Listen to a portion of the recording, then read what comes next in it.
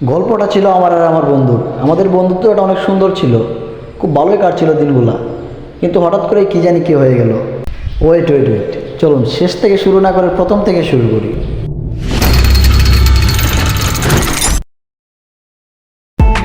আমি পড়ান, আমার পাশে জায়গায় দেখতেছেন ও হচ্ছে নাই আমার বন্ধু। বলতে গেলে 24টা ঘন্টায় আমরা একসাথে থাকি। আমাদের মন যেটা চাই আমরা সেটাই করি।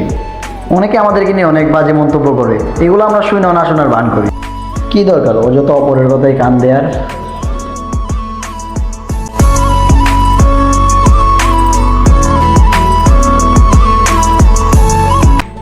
তো হঠাৎ একা একা বসে ফোন টিপতেছিলাম, হঠাৎ বন্ধু আসলো। কি রে বন্ধু, কি করছ? আরে আর বলিস না, একটা টিকটক এখন করতেছি, পারতেছি না। বুঝতারস না? আরে না, অনেক কিছু ট্রাই করতেছি। দেখি এই যে দেখ, এই দিনে কুল আমি বলি তুই কুল।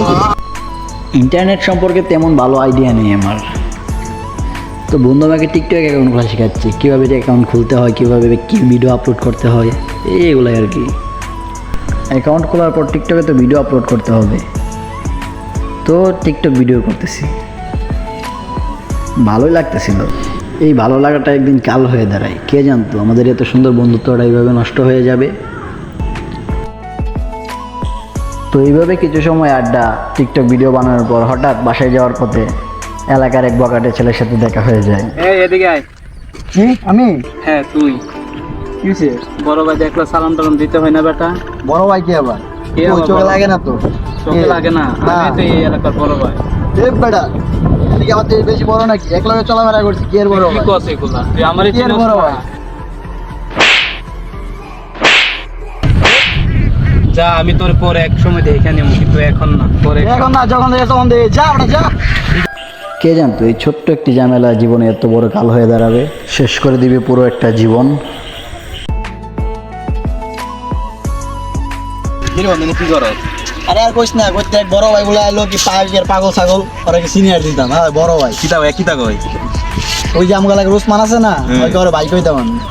কইতে যে কই পাগল ছাগল আয় এগুলা মাথায় নষ্ট করে দিছি। ও দিছি এখানে নিচে একটা আস্তে করে গেল। আরে একদম বয় দে, কি করছ না করছ বেটা, একদম বয় দিবি। কি করছ তুই?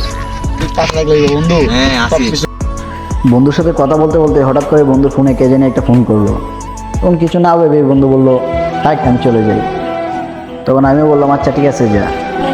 তবে এই যাওয়াই যে শেষ যাওয়া তা কে জানতো।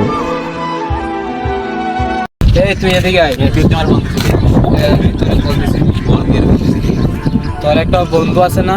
হ্যাঁ আছে। ওরে মারতে পারলে আমি তোকে 10 লাখ টাকা দেবো। কে রে, ওরে মারবো কেন আমি? ও আমার সাথে অনেক খারাপ কাজ করছে। না ওরে মারতে পারবো না, আমার বন্ধু ওরে মারতে পারবো। দেখ, তোর লাইফে অনেক এনজয় হবে, তোর অনেক স্বপ্ন পূর্ণ হবে। না ওরে মারতে যাবে না, আমার বন্ধু। তোর গাড়ি হবে, বাড়ি হবে, তোর না ওরে না বলছি না, ওরে মারতে যাবে না, আমার বন্ধু। দেখ, তোর অনেক স্বপ্ন পূর্ণ হবে। না এবার স্বপ্ন খুললে মারি দা। তুই একটা আমার বন্ধু বসে ভেবে দেখিস।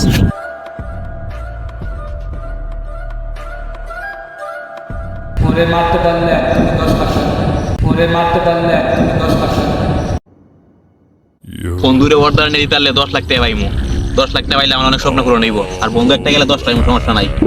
বন্ধুরে হালকা অর্ডার নিয়ে দিতে হইব, দিয়ে আমার 10 লাখ টাকা আনতে হইব। 10 লাখ টাকা পাইলে অনেক কিছু করান যাইব, একটা বাইকে কিনে যাইব। ওই হ্যালো, ওই আমি রাজি রে। হ্যাঁ রাজি আমি। ঠিক আছে।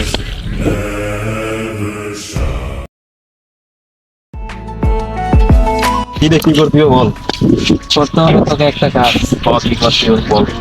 এটার মধ্যে বিষ আছে, এটাকে তোর বন্ধুকে খাওয়াই দিতে হবে। ঠিক আছে।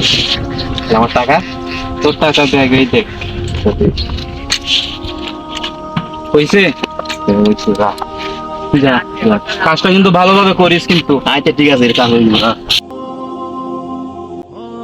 তোর একটা কল দিয়ে বন্ধুর কাছে কল দিয়ে। হ্যালো বন্ধু, কেমন আছিস তুই?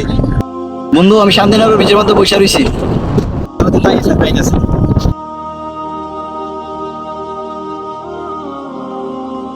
এই বন্ধু কি করো? এই তো বসে রয়েছি বন্ধু, কিছু ভালো লাগতেছে না রে। তোর তো আজকাল খাওয়াই দে না, পয়সা বাস না তো বাস।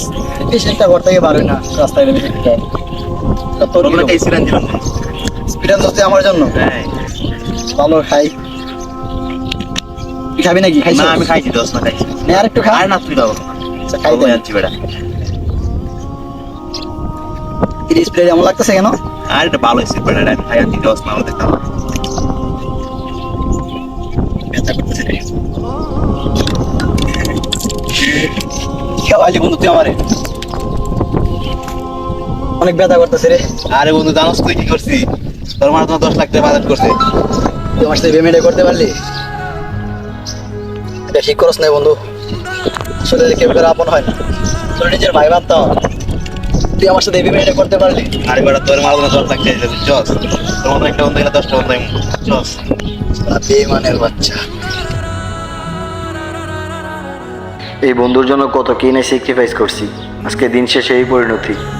আসলেই কেউ কারোর জন্য নয়, স্বার্থের জন্য সবাই পাল্টে যায়।